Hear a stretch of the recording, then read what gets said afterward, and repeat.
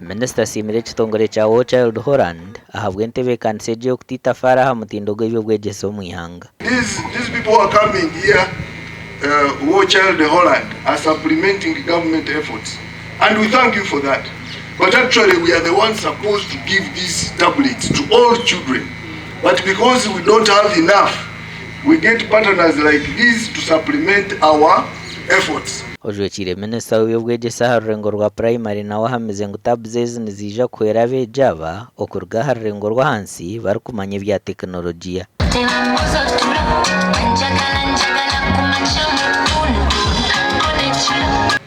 As you are all aware, these are critical stages in learning as they give foundation skills to learners. We shouldn't have started with the P6 or P7. We chose to start with the foundation. I'm happy to inform you that recently the government of Uganda through the Ministry of ICT and National Guidance and NITA Uganda announced a 50% cut down on the cost of the internet from $70 per megabyte per second to $35 per megabyte per second.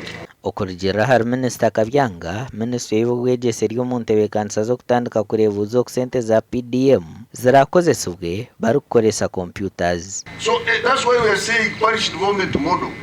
It must be driven by the parish development model management information system, because we want to provide internet to every parish, cheap internet.